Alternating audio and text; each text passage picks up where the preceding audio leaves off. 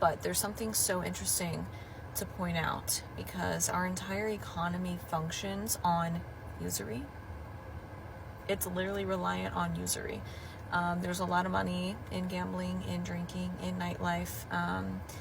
You can also look at the interest that is charged on everything that we purchase, all of the taxes. So many of these things are forbidden in Islam.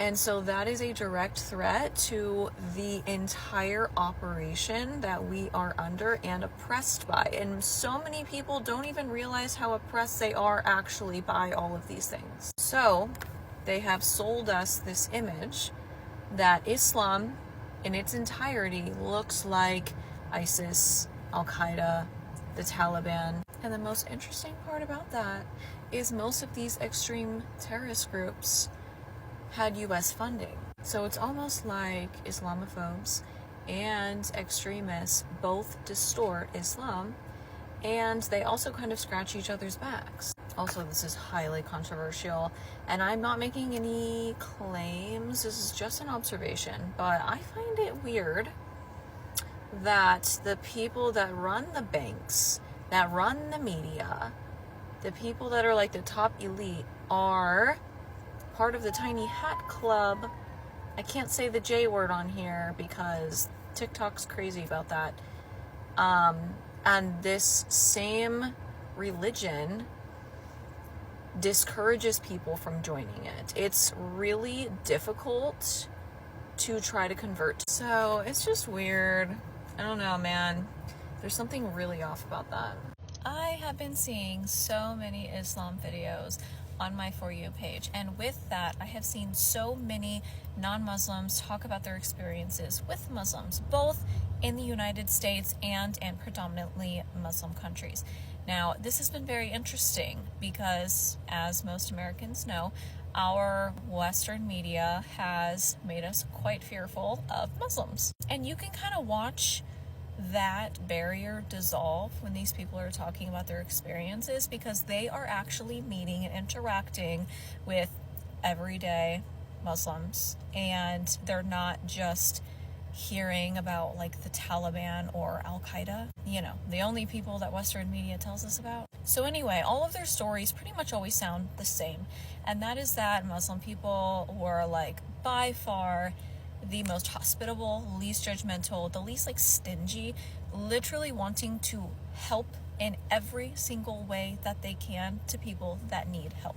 Now, this obviously makes sense. If you read on Islam, there is so much that they do to close that class gap, and they see that if Allah has blessed them, they are supposed to use that to disperse out and help bless other people. Now, it reminded me of something that I experienced in an evangelical church. Now, this story is so bad, and people are going to get all riled up because I'm bashing Christianity.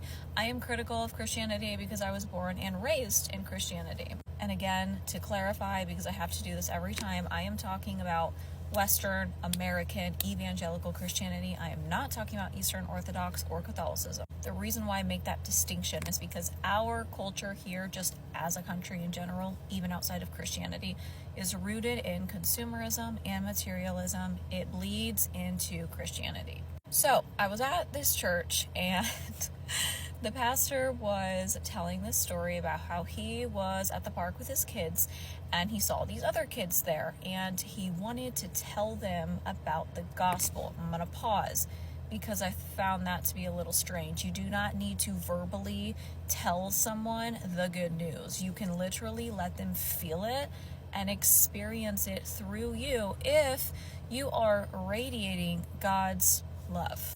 Anyway, so he wanted to tell them about the gospel, and he did not, because he felt like they would not be able to even understand what he was talking about or what he was saying, and that there was no chance that they've even heard about God or Jesus, whatever he said.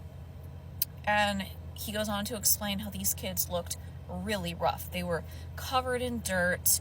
He just kept reiterating how bad they looked. And I was waiting for the moment of him having the realization of, oh wow, that is so antithetical to Jesus's entire mission. And to have that point of like doing damage control and saying, whoa, that was so problematic. But he didn't. And he just kept going, and I was so confused and looking around because I was like, that could have been a really good story. That could have been a great revelation to have. And he didn't have it, even re-explaining the story. I just feel like that was such a ridiculously clear display of the deeply rooted issues, not in just like religion in the United States, but just in the United States. It bleeds into our religion.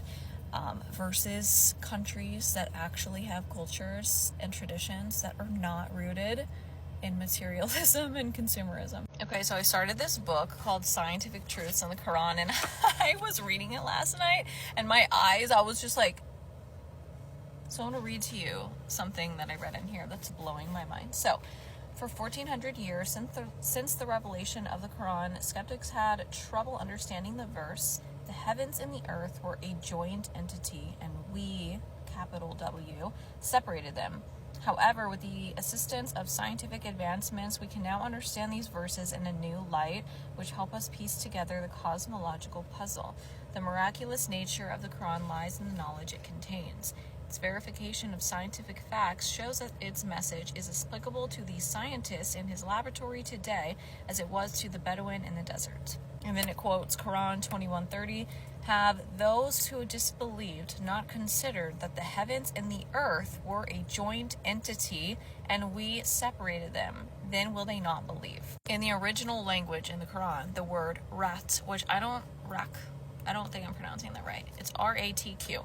And it says that this word is translated as sewn to, which also means mixed in each or blended in Arabic.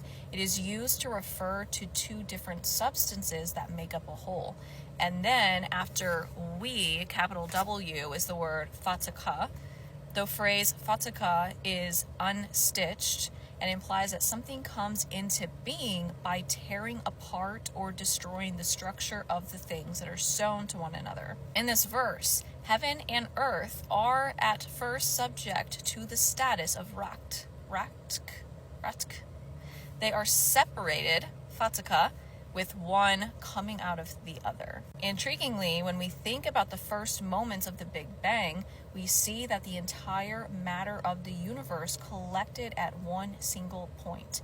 In other words, everything including the heavens and the earth, which were not created yet, were in an interwoven and inseparable condition. And then Quran 51:47, and the heaven we constructed with strength, and indeed we are its expander. It was only after the development of the radio telescope in 1937, less than 100 years ago, that the expansion of the universe was observed and established. This discovery is regarded as one of the greatest in the history of astronomy. I'm skipping over some stuff, but then it says, Hubble discovered a striking law. The speed of galaxies that receded was directly proportional to the distance between galaxies. The farther away a galaxy stood, the more its speed of recession accelerated. A universe where everything constantly moves away from everything else implies a constantly expanding universe. The debate now is not whether the universe is expanding, but rather at what rate. And there's so much more in here. I'm so excited to read this. Yesterday I read an excerpt out of Scientific Truths in the Quran. I'm going to read another one because, y'all, I'm only 17 pages in, and there's already so much to share. There will be more. But I'm going to read this next one. It also has to do with like the formation of the universe. So the other video, we kind of talked about like the Big Bang. This says, the science of modern cosmology, observational and theoretical, clearly indicates that at one point in time, the whole universe was nothing but a cloud of smoke. This is one of the undisputed principles of standard modern cosmology. Scientists now can observe new stars forming out of the remnants of that smoke. Quran 41:11 says, then he directed himself to the heaven while it was smoke. As the earth and heavens above have been formed from the same smoke, we conclude that the earth and the heavens were one connected entity. And then written in Science magazine, which is one of the world's top academic journals, says, by the time the universe was 1 billion years old, the smoke, actually a gas of light-trapping hydrogen, had almost cleared entirely, allowing stars and galaxies to become visible. We know that our world, the sun and stars, did not come about immediately after the primeval explosion. Rather, the universe was in a gaseous state before the formation of stars. This gaseous state was initially made of hydrogen and helium. Condensation and compression shaped the planets, the earth, the sun, the stars, that eventually became the products of the gaseous state. The discovery of these processes was made possible thanks to successive findings, observations, and theoretical developments. The knowledge of all contemporary communities at the time of the prophet did not suggest that the universe had once been in a gaseous state. The prophet himself did not claim to be the author of the statements in the Quran, as is often mentioned, declaring that he is simply a messenger of God. And then it includes Quran 11:49. That is from the news of the unseen, which we reveal to you, O Muhammad. You knew it not, neither you nor your people before this. So be patient. Indeed, the best outcome is for the righteous.